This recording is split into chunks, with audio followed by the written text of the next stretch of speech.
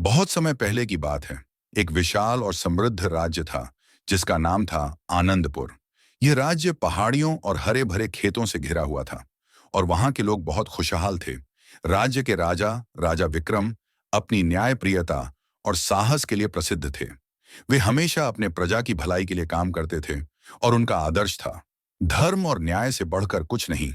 राजा विक्रम का एक प्रिय मंत्री था जो उनके साथ हर मुश्किल समय में खड़ा रहता था। उसका नाम था भीमदत्त। भीमदत्त न केवल समझदार था बल्कि उसकी रणनीतिक सोच और कुशल सलाह राजा विक्रम के लिए अमूल्य थी। एक दिन राजा विक्रम के पास एक संदेश आया कि एक पड़ोसी राज्य कालेगढ़ के शाही परिवार में संकट आ गया है। कालेगढ़ के राजा राजा रणवीर की राजगद्दी पर कोई उत्तराधिकारी नहीं था। इसके कारण राज्य में अराजकता फैलने की संभावना थी। कालेगढ़ की प्रजा परेशान थी और उन्होंने राजा विक्रम से मदद की अपील की थी। राजा विक्रम ने समझा कि इस समस्या को हल करना उनके राज्य की सुरक्षा और शांति के लिए जरूरी है। उन्होंने मंत्री भीमदत्ता से सलाह ली और कालेगढ़ जाने का निश्चय किया।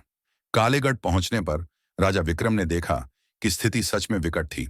वहां के लोग डर और असमंजस में थे। राजा रणवीर का कोई संतान नहीं था और उनकी बहन राजमाता रानी शारदा सत्ता को अपने हाथ में लेना चाहती थी। राजा विक्रम ने रानी शारदा से मुलाकात की और उन्हें शांतिपूर्ण तरीके से समस्याओं का समाधान निकालने का प्रस्ताव दिया। रानी शारदा ने उनका सम्मान किया, लेकिन उनका विश्वास था कि सिर्फ एक परिवार का सदस्य ही राजगद्दी पर बैठ सकता है। राजा विक्रम ने समझाया कि राजा बनने के लिए केवल रक्त संबंध नहीं, बल्कि योग्य और न्यायप्रिय होना भी जरूरी है। राजा विक्रम की बातों ने रानी शारदा को प्रभावित किया। उसने राजगद्दी के बारे में सोचना शुरू किया।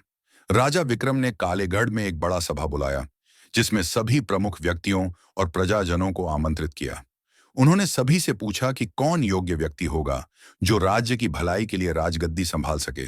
आखिरकार कालेगढ़ के सबसे वरिष्ठ और न्यायप्रिय मंत्री रघुकुल को राजगद्दी का उत्तराधिकारी घोषित किया गया। रानी शारदा ने भी इसे स्वीकार किया और कालेगढ़ राज्य में शांति और समृद्धि वापस लौट आई। राजा विक्रम ने अपनी यात्रा पूरी की और आनंदपुर लौट आए, लेकिन उनका यह कार्य हमेशा याद रखा गया।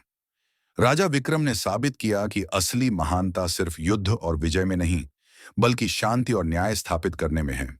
यही कहानी थी राजा विक्रम की, जिनकी बुद्धिमत्ता और दयालुता ने दो राज्यों को एकजुट किया और अराजकता को शांति में बदल दिया।